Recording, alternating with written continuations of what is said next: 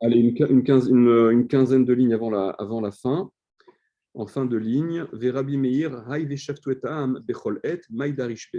Donc vous vous souvenez que on a vu une discussion qui opposait Rabbi Meir au Chachamim concernant le moment où on peut juger. Alors on s'intéressait aux dîners mamonotes, aux litiges qui sont d'ordre financier, et d'après Rabbi Meir, la totalité du jugement ne peut se faire que durant la journée.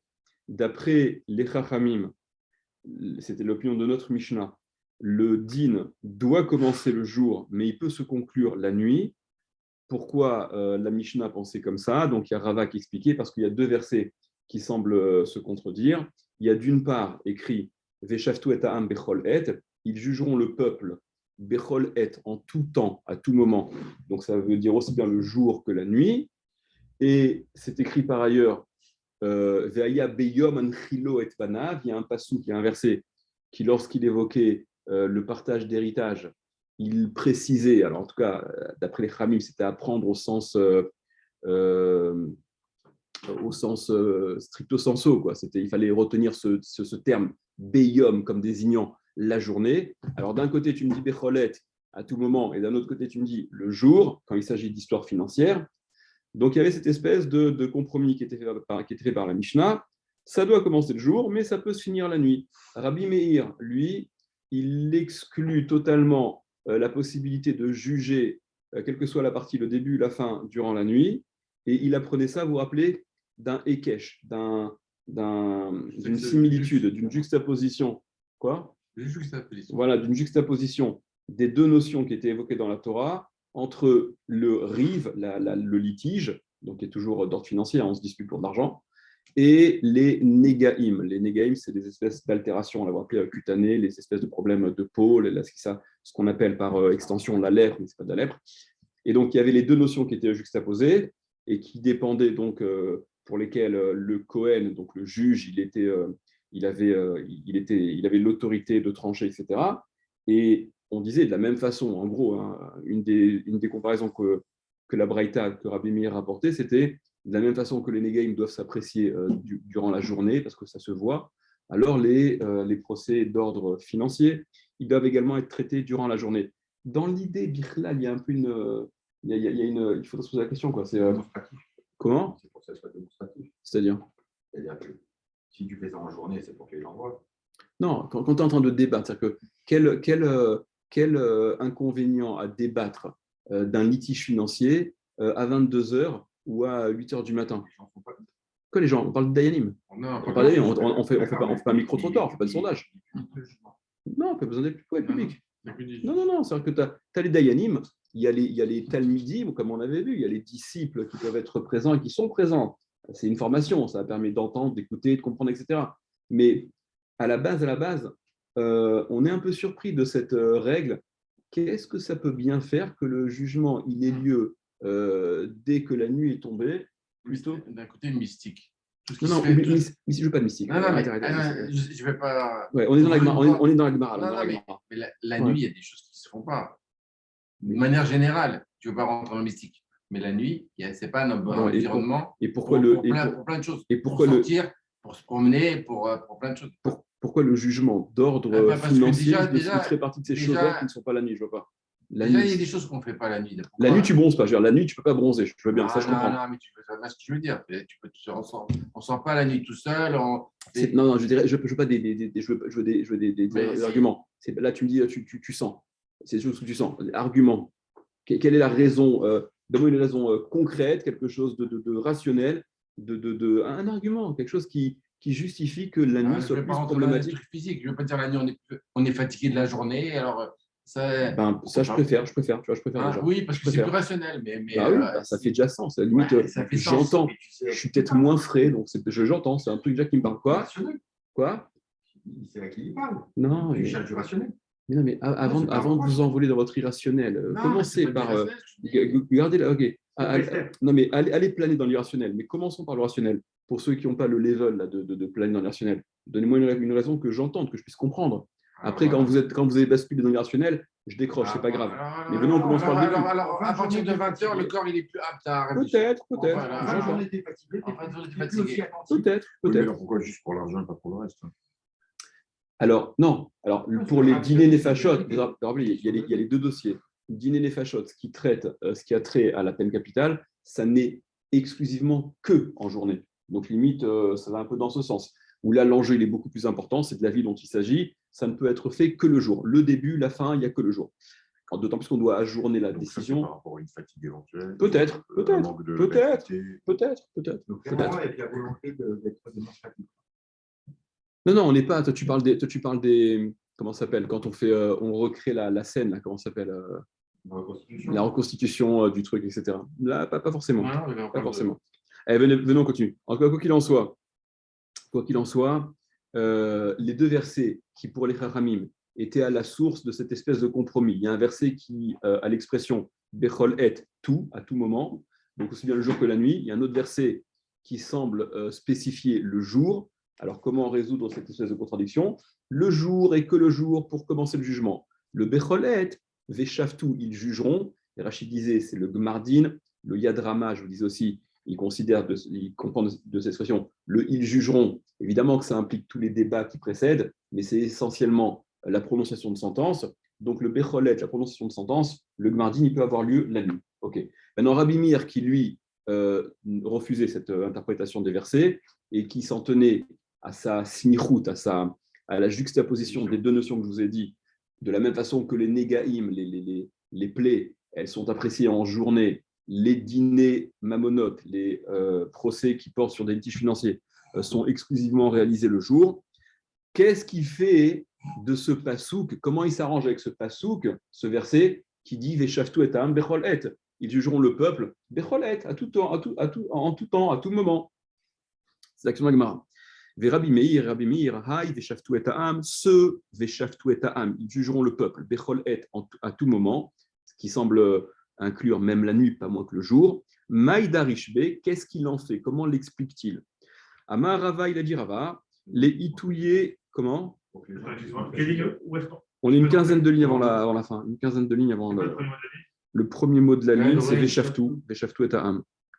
Ça ne pourrait pas être comme pour Shabbat, c'est-à-dire que l'office de Shabbat, tu fais le Khazara pour que les gens ne sortent pas tout seuls. C'est-à-dire que tu alignes la sortie de Shabbat pour que les gens puissent rentrer chez eux à plusieurs. À l'époque. Attends, c'est une réponse mystique ou rationnelle? Non, je jure, l'office de Shabbat.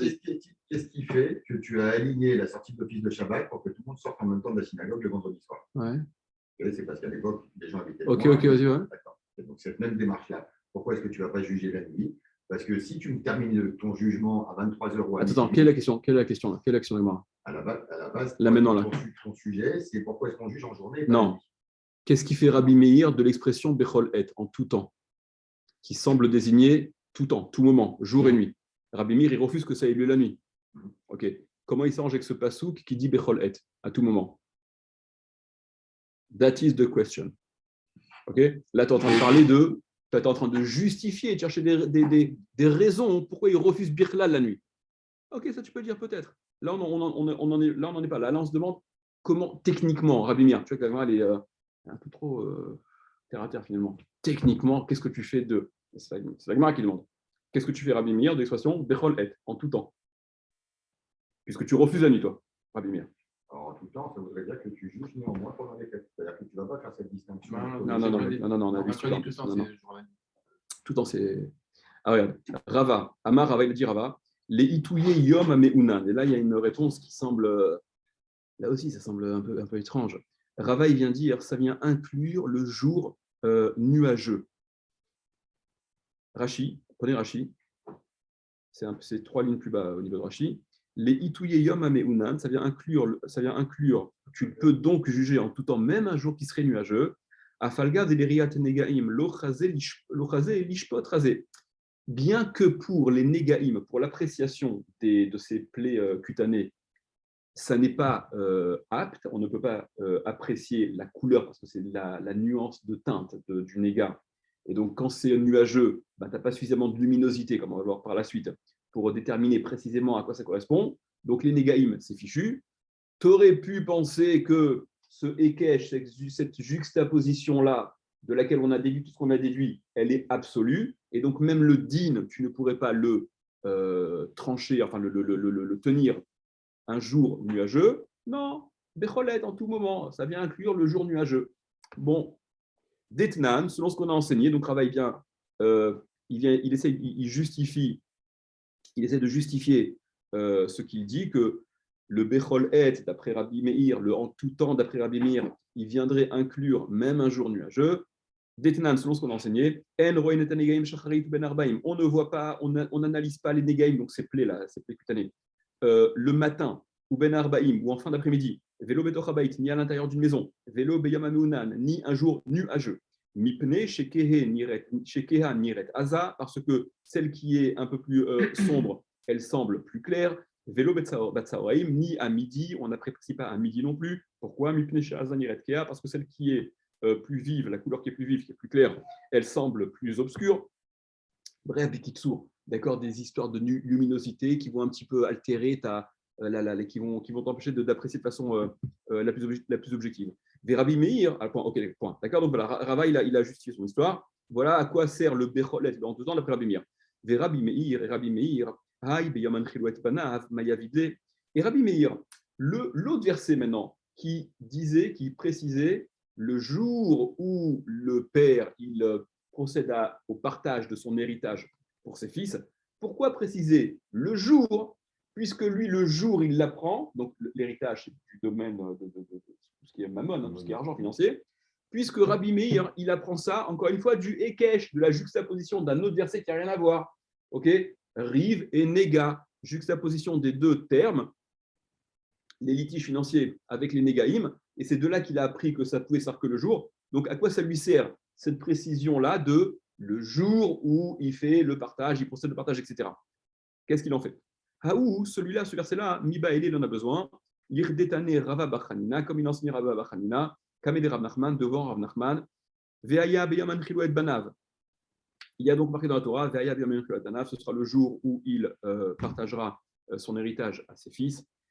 Beyom atamapil nachalot, vei atamapil nachalot balayla. Ça vient t'apprendre, donc dit Rabba Bar Hanina à Rav Nachman, que le jour atamapil nachalot, tu fais tomber les héritages, tu distribues, voilà. Les héritages, vei atamapil nachalot balayla, mais tu ne les distribues pas la nuit. À Marley, alors là-dessus, il s'étonne. Il y a un petit Alès et Abaye, je crois, non? Ouais, c'est ça. D'après le bar qui est favorable. À Marley, si on lit la gote du bar, le petit rajout du bar, il faut rajouter Abaye. Il y a Abaye qui s'étonne, qui dit attends, le jour seulement tu peux distribuer l'héritage, la nuit il ne peut pas distribuer l'héritage. À Marley. Et là, mais attends, dans ce cas-là, Man Deshachit Beyemama, celui qui est mort le jour, Yartun Nebene, ses fils ils vont pouvoir hériter, ou son fils va pouvoir hériter, ou Man Deshachit Beleila, Lo Yartun Nebene, les enfants ne pourront pas en hériter. Si l'héritage il ne tombe, il est validé qu'en journée. Donc le type qui est mort le jour, alors c'est bon, l'héritage il a pu être réalisé. Mais s'il était mort la nuit, l'héritage n'est pas réalisé, c'est absurde. Non, entre le décès et la distribution, c'est pas la même. Alors justement, on parle que je pas. Alors, est-ce que là, si on parle d'une chose carrée, ouais. Ça n'a aucun sens. On est bien d'accord. Aucun sens. C'est le mec qui vient de mourir. C'est ça. 24 heures pour les loups qui vont récupérer n'importe quoi. Non, mais n'importe quoi. Razak, tu peux je préfère être dans mes nuages que dans des trucs comme ça. Non, mais c'est vrai. Ah, il est en forme, Daniel. Il est en forme. Ah, il est en forme. Il est en forme. Le café. Ouais. Bravo. Est-ce que sur l'histoire de l'argent, il n'y a pas par rapport à ce que tu disais tout à l'heure qu'il y a des choses à voir entre les. Il y a une continuité, arrête. Tu sais pas très bien que la forêt continue. Parce que sur les choses n'existe pas pour 24 heures. Tu réfléchis, etc. Il y a peut-être des actes à voir, des papiers, des trucs. Il envoie des voyous. Ça part donc, avec ça ça. le jour. Donc, on voit mieux le jour.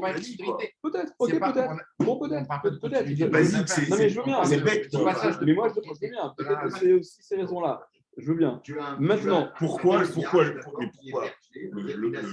pas parce que tu veux lui donner ça va venir à X. C'était la contradiction des versets qui nous obligeaient à donner, à expliquer le. Un père, il a un bétail. Si Non, mais l'histoire, c'est quoi? L'histoire, c'est quoi? Par contre, il a raison, tu ne te jettes pas sur la bête. Non, mais. Il faut s'en occuper. Non, d'accord. Il s'occupe du bétail, voilà, il s'occupe des habits, c'est son bétail, c'est son chef. Le papa, il fait ça et il décède. D'accord, bon, et il y a le fils aîné qui va s'en occuper. Avec 150 bœufs, tu as 3 fils. Alors, toi, attends, je vais pas rester, je vais vraiment m'en occuper. Qui va s'occuper des 150 bœufs demain matin pour leur donner à bouffer? Dans les enfants, il n'y en a aucun qui va s'en occuper. Il va attendre d'être propriétaire. Et c'est lequel? Tu as 150 bœufs. Mais n'importe quel fils, il va continuer à rester. Ah ouais, tu n'en as pas un qui va dire non, vas-y, toi, non. Moi, j'ai pas envie, j'ai envie de rester à la maison. Moi, je connais pas ça. Sur 3 frères, les 3, c'est 3 travailleurs. Mais attendez, pas un seul payant. Non, mais attendez, là, le problème est. Là, l'angle d'attaque. Celui qui doit hériter, il va aller le premier. L'angle d'attaque. Non, mais attendez, 2 secondes. L'angle d'attaque, vous voyez bien, l'angle d'attaque de Abaye, il n'est pas tant par rapport à. Parce qu'on craint que chacun ne se décharge de ce qu'il faut faire, etc. Là, l'angle d'attaque, il est plus à l'opposé. C'est que les fils, ils seraient lésés. C'est-à-dire, au moment de la mort, il y a une espèce de passage automatique qui se fait, non, d'héritage. Le père était propriétaire jusqu'à présent, et c'est le fils qui prend la suite, qui se substitue à la propriété du père. Et là, la question d'Abaye, elle n'est pas par souci de « mais qui sait, ils vont tous se décharger de leurs obligations, ils vont laisser dans cette activité ». Non, la question d'Abaye, elle est… Mais donc, cette substitution à l'avantage, entre guillemets, du fils en termes de propriété sur le patrimoine du père, elle n'est mécaniquement réalisée que si ça s'est passé le jour, pas la nuit, c'est absurde. Okay, donc, comme Daniel était outré qu'on puisse comprendre de cette façon, c'est la question de Abaye, c'est l'habitude de la Gemara, vous savez très bien, d'accord? On y va fort, on sort la grosse artillerie. De ce que tu dis, ça semblerait dire ça, même si on imagine bien que ça ne peut pas être ça. Donc, revenons. Rachid vous calme en disant, voilà, Rachid dit, mais Fareshla, vas-y, on va expliquer, n'aie pas peur, n'aie pas peur, ça va être… Donc, il m'a calmé là. Bah oui, mais tu vois bien, même quand Rachid dit, on va expliquer. Bravo Rachid, waouh! Non, c'est pour te dire que vraiment, il y a un problème là. Exactement. Si Rachid trouve nécessaire de te dire une fois, on va expliquer, mais Rachid, c'est ton job d'expliquer, ben explique. Okay, c'est que la phrase telle qu'elle est prise, elle est incompréhensible. Elle n'a pas de sens. D'accord? Elle est même antilogique. Quoi. Okay, t'inquiète pas, ça va être expliqué. Okay, cool. Donc, c'est ce que Abaye objecte immédiatement, presque spontanément. Et là, mais alors, dès à présent, Main des Shachib et Mama, celui qui mourrait, qui serait mort le jour, Yartoune Béné, ses fils en hériteraient, ou Main des Shachib et là, lui Yartoune Béné, mais celui qui mourrait la nuit, ses fils n'en hériteraient pas, c'est absurde. Dilma, donc, et Abaye lui-même qui objecte, il enchaîne, il dit non, mais probablement que, ou peut-être, ce que tu as voulu dire, c'est la chose suivante. Dilma, peut-être que, Dilma, vous pensez à quel mot Dilma? Dilemme, peut-être que. Ah oui. Dilma, Dinachalot Keamart, peut-être que ce que tu veux dire, c'est le din, la règle de l'héritage, c'est-à-dire d'Etania, selon ce qu'on a enseigné. Il y a marqué dans la Torah, Ve'aita livnei Israël chukat mishpat. Ce sera pour les Béné Israël, donc ça c'est le passage qui vient conclure les règles d'héritage.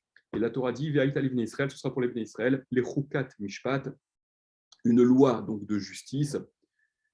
Ura kol parasha kula liot din.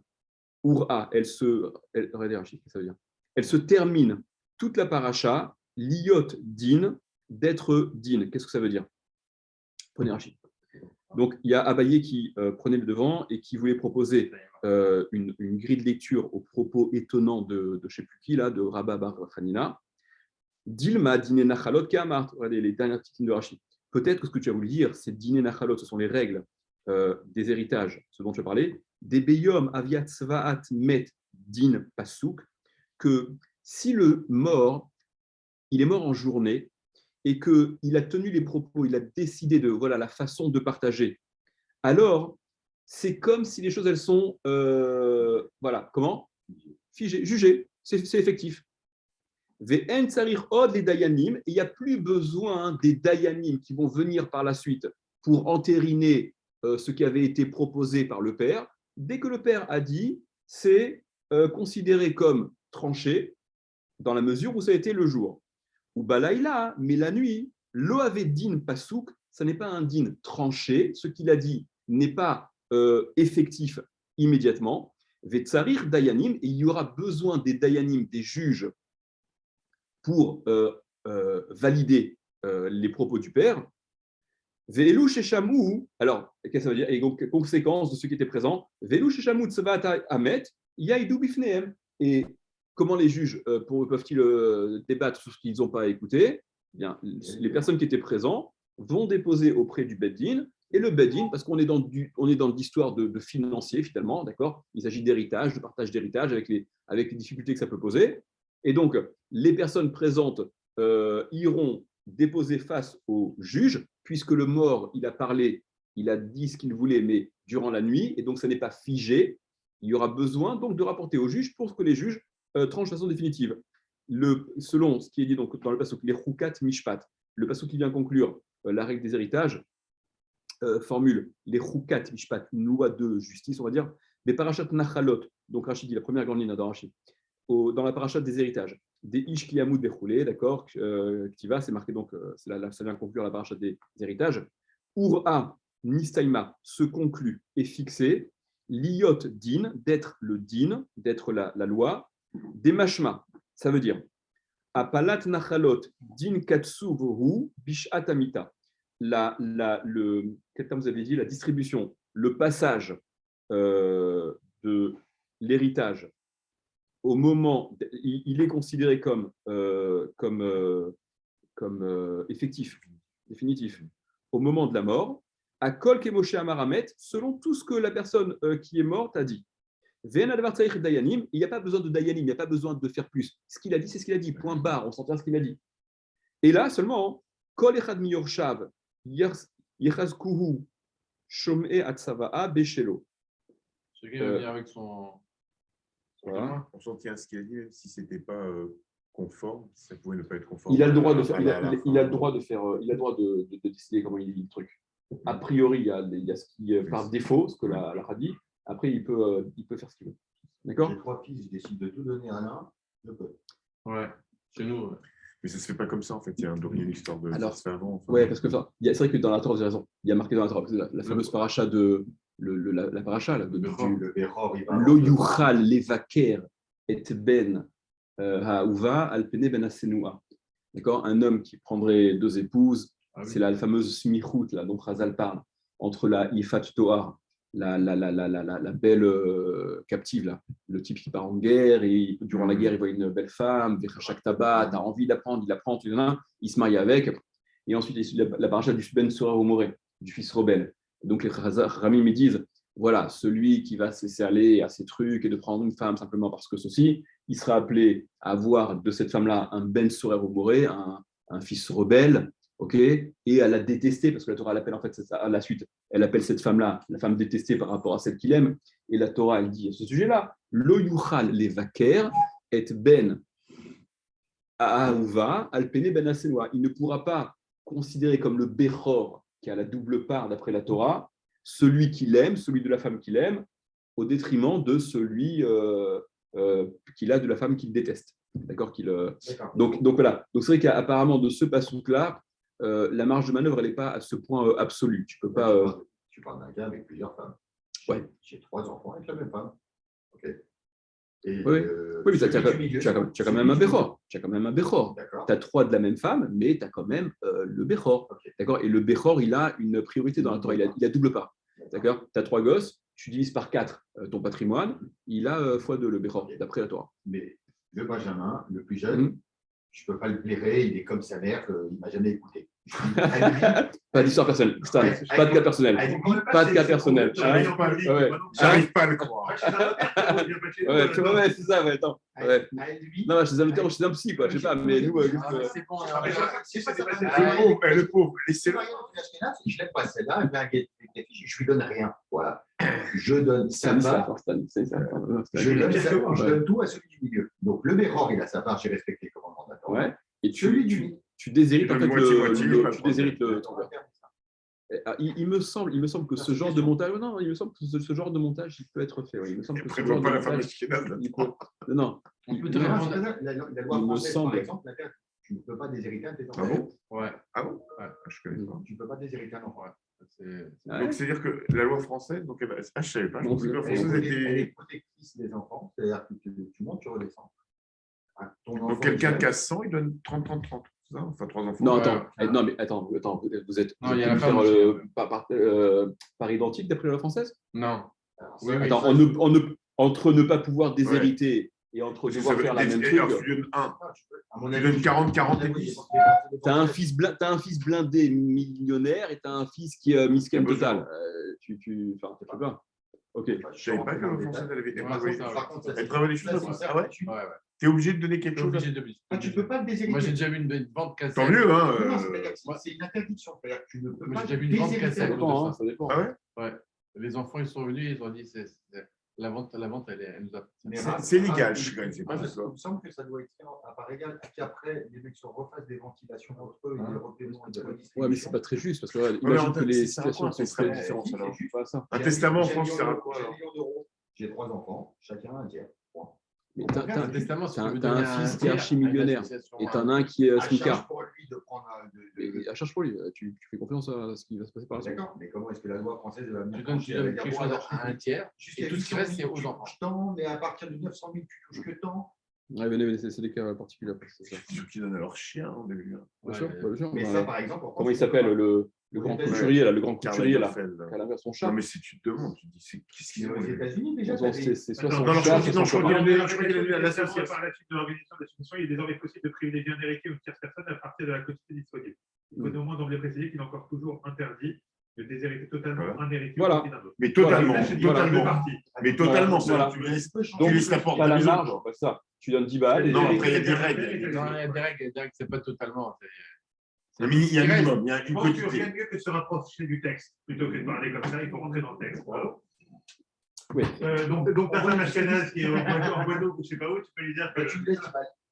Bon, messieurs, c'est très décontracté ce matin. C'est les vacances ce matin. C'est parce qu'il fait chaud. C'est parce qu'il fait chaud. Parce qu'il fait jour. Non, mais juste la fin de Rachi. Juste la fin de Rachi, parce que la fin de Rachi. Donc, c'est que l'iot din, que ce soit un din, c'est-à-dire le pasouk là, qui dit voilà, que la paracha qui conclut les règles d'héritage, etc., l'iot din, que ça serait tranché et considéré comme entériné dès que la personne qui va faire hériter s'est prononcée sur ce qu'elle voulait faire durant la journée, eh bien, il n'y a pas besoin, dans ces conditions-là, de dayanim, de porter par la suite l'affaire auprès de dayanim, de juges. Et là, mais c'est la fin de Rashi, kol echad miyorshav, chacun de ses héritiers, irazkuhu shome atzava beshelo, ils seront marzikim, ils prendront, ils récupéreront ce qu'ils ont entendu du testament, chacun selon sa part, chacun selon ce à quoi il a droit d'après les derniers propos de leur père. Alors, donc ça, c'est Abaye veut dire, peut-être que ce que tu veux dire, que c'est le jour et pas la nuit, truc, c'est pas qu'ils ont complètement perdu, c'est que si ça s'est fait en jour, ils vont immédiatement prendre, sans avoir besoin de transiter par le jugement des Dayanim, mais si c'est la nuit, il faudrait porter les propos du mort auprès des Dayanim, et ça n'est qu'après qu'ils pourront récupérer leur part. D'accord. Yadin, Keraviuda. Voilà, donc Kedera, et pour revenir à Gemara, Kedera Vieuda, selon ce que Rav Yehuda a dit, Amar Rav Yehuda, donc comme il a dit Rav, Kedera Vieuda Amara, pardon, comme il a dit Rav Yehuda, selon ce que Rav Yehuda a rapporté au nom de Rav, Damar Rav Yehuda Marav, qu'il a dit Rav Yehuda au nom de Rav, Shlosha Shenichnesu Levakeret Achole, il y a 3 personnes qui sont rentrées rendre visite aux malades. Maintenant, le malade, il est mort. Ratsu, alors s'ils veulent, Kotvin, ils écrivent. Ratsu osin din. S'ils veulent, ils peuvent faire le din. Qu'est-ce que ça veut dire? Rashi explique. Ratsu Kotvin, s'ils veulent, ces trois personnes qui sont allées visiter le malade, qui était agonisant, et durant leur visite, il est mort. Apparemment, ils n'ont pas rendu service. Alors, Ratsu Kotvin, s'ils veulent, ils écrivent. Rashi, Bilshon et doute en termes de témoignage. Veayorshim yavou les bet din, et les héritiers se présenteront au Bet Din avec le contrat donc rédigé par ces 3 personnes qui étaient allées visiter leur père, ou Bet Din yasu kefi atzava'a. Et le Bet Din, il fera selon l'héritage, selon le testament, je veux dire, tel qu'il est déposé par les 3 qui étaient rendus rendre visite. Mais comme ils étaient 3, hein, ils peuvent, s'ils veulent, non pas écrire et remettre le contrat au Bet Din qui fera le partage, Mais s'ils veulent, puisqu'ils étaient trois, vous le savez, c'est aussi le quorum d'un bet din. Donc, s'ils veulent, ratsu aussi din, s'ils veulent, ils font carrément le din, ils tranchent. Rashi, Ashom'in, les auditeurs, ceux qui sont allés lui rendre visite, qui ont donc écouté ses dernières volontés, Rachaïn sont autorisés. Rachaïn Veshlitin, ils sont autorisés, ils peuvent décider, ils peuvent prendre les témoigner. Plus que témoigner, trancher, voilà, d'accord, acter, sans mettre d'une. Ils vont faire office du Beddin. D'accord, on parle de 3 personnes qui sont. Est-ce qu'ils ont voilà, alors, ils ont au moins ce qu'on avait vu, vous vous rappelez, le statut de idiote. Des gens simples, ils ne sont pas complètement ignares. Non, idiote, simple. Donc, l'iot marzikin kolechad, pour que chacun puisse récupérer des enfants, béchélo, ce qui lui revient, à kol kemo sheshamut, tous comme ils ont, selon ce qu'ils ont entendu. Il n'y a pas besoin de transiter par le Beddin pour valider. Étant 3, ça s'est passé le jour, donc les choses, elles sont décidées, ça c'est mécaniquement, chacun sa part. C'est ce qu'on peut appeler les dernières volontés. Exactement. Mais s'il avait prévu quelque chose, parce qu'on ne sait pas dans un avant. S'il a prévu quelque chose avant, les 3 ils sont venus, ils ont été super gentils, machin. Qui changent ses dernières volontés. Je ne sais pas. Il y a un écrit qui ira à l'encontre de ses dernières volontés. Voilà. Par exemple, s'il y avait un écrit qui allait à ses enfants, moi je te donnerais ça. Il y a 3 personnes qui arrivent qui sont d'une gentillesse extrême, des trucs, il est tellement heureux, peut-être qu'il a perdu un peu la je sais pas. Après, ça peut arriver, quoi. Non, mais je ne parle pas de choses malhonnêtes, je ne parle pas qu'ils nous ont tourné la tête. Ça c'est abus sur. Non, c'est ça. C'est arrivé 100 fois en France. Mais moi, je ne parle pas de malhonnête. C'est manifestement. Non, mais je ne parle pas de malhonnête. Après, peut-être on passe dans un écrit, j'en sais rien. Tu vois. Ouais, ça c'est manifestement. Non, mais. En tout cas, l'écrit ne l'emportera pas. Non. Apparemment, c'est comme je vous parlais hier, je disais Mishnah Harona pour la dernière Mishnah qui était à retenir même parmi les Khamim. Apparemment, c'est les dernières volontés qui sont à retenir dans la mesure où on peut estimer qu'il n'a pas perdu sa tête, il n'a pas été sous l'influence maléfique. Donc, si c'est sa femme de Guadeloupe là-bas qui va le voir, truc. L'autre, parce qu'elle est partie, elle lui raconte une histoire, machin, et qu'il lui redonne. Qu'est-ce qui se passe? On verra après son temps. À l'époque, on allait pas en Guadeloupe. D'accord. Non, mais c'est. Non, il me semble, il faut vérifier, il me semble que c'est les dernières volontés dans la mesure où elles sont pas. Où elles sont prises, elles sont prises en connaissance de cause, il disposait de ses facultés mentales, intellectuelles, il n'a pas été trompé, il n'a pas été comme ça un peu n'importe quoi, etc. C'est les dernières volontés, les dernières volontés de la personne. Elles peuvent contredire un acte écrit. Pourquoi pas, il revient, il change d'avis, ouais, pourquoi pas, il me semble. Okay. Alors, regardez, quoi qu'il en soit, donc c'est une proposition, donc tout ça c'est Abaye. Abaye, il rebondit dans un premier temps de façon très violente. Maintenant, ça n'a pas de sens ce que tu dis. Donc, celui qui meurt le jour, ses fils en hériteraient. Mais s'il mourait la nuit, ses fils n'en hériteraient pas. Ah, probablement, veux-tu dire que la différence entre le jour et la nuit, c'est que le jour, c'est immédiat, le partage, il est immédiat, donc chacun va se servir immédiatement. Alors que si c'était la nuit, il faudra porter dans un premier temps les dernières volontés, justement, telles qu'elles ont été entendues par les présents au Beddin, et c'est le Beddin qui validera définitivement. Est-ce que c'est ça ce que tu veux dire? D'accord?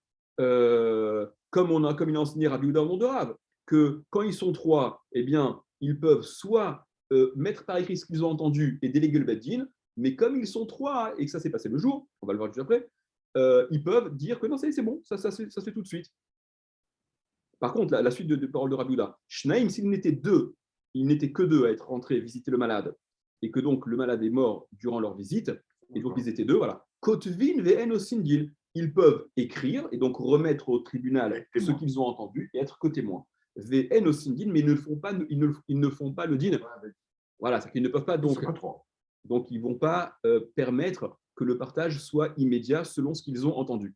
Ve'amar Rafrizda, et il a dit Rafrizda, lo shanu et la beyom aval balayla. Tout ça, ça n'a été enseigné que le jour. Cette possibilité-là d'endosser le rôle de juge et de faire que le din il est effectif immédiatement, ça n'est que si ça se passe le jour. Ils ont assisté aux dernières volontés du mort le jour, aval balayla, mais la nuit. Kotvin ve'en osin, si c'est la nuit, ils peuvent même être 3 et même plus. Ils seront tenus d'écrire ve'en osin din et ils ne vont pas faire le din. Donc, ils sont co-témoins. Malgré qu'ils soient 3. Exactement. Parce que c'était la nuit. Exactement. Mishum d'avoulé wedim, parce qu'ils sont témoins. Ve'en ed naase dayan. Et le témoin, on n'est pas jugé parti. Ayant la qualité de témoins, malgré eux, puisque ça n'était que la nuit, ils ne peuvent pas décider de façon effective de faire le partage parce que c'est que la nuit. Donc, qualité d'éventuel bédine. Exactement. Le témoin ne se devient pas parce que c'était la nuit. Parce que c'était la nuit. Apparemment, c'était voilà. Et donc, on ne sait pas pourquoi la nuit et pas le jour, au final. C'est la même question que je vous posais tout à l'heure. Voilà. D'accord, c'est toujours la même chose. Je ne sais pas. Peut-être que voilà, il n'y a pas de réponse. J'ai pas vu quelque chose de, si ce n'est des considérations que il y a une espèce de lucidité supplémentaire le jour que tu n'as pas forcément la nuit. Voilà, peut-être simplement. Petite chose. Peut-être t'es un peu moins frais, t'es un peu plus souple, j'en sais rien, je sais pas. Non, mais après ça, on demande. Alors bref, à Marley, donc il lui a répondu à ce Rami Bahram, c'était qui, c'était Rabba Bachanina, qui avait donc commencé à donner cet enseignement qui était très étrange et sur lequel Abaye il avait rebondi. À Marley, il lui a répondu In Achika Amina. Oui, c'est ça ce que je voulais dire. D'accord? Tout ce que tu as expliqué, c'est ce que je voulais dire. Ok? C'est en effet non pas que. Tu sors 50 réponses, ouais, c'est bon. Non, mais c'est évident. C'est évident. Okay. Est-ce que tu envisages. Tu m'as donné tellement de réponses. Non, on parle déjà. Dans toutes les réponses que tu m'as données, il y en a une, c'est ce que je veux dire. Pas toutes les réponses, non, une seule réponse. On parle d'un étoilé au guide Michelin. Voilà. Bah ouais. On parle pas de McDo, là. Tu m'enlèves la bouche. Il m'enlève la bouche. On parle des gens sérieux, Stan. OK? Donc, ce que tu as expliqué à propos de ce que j'ai dit, c'est exactement ce que je voulais dire, évidemment.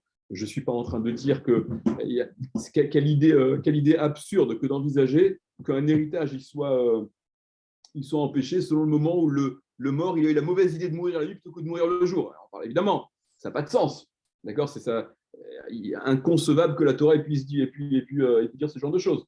Ça vient simplement te dire que durant la nuit, les personnes qui écoutent ne peuvent pas endosser le rôle de juge, ils ne sont que témoins, et donc il faudra forcément attendre la journée pour que les choses soient validées et que le partage puisse être effectif.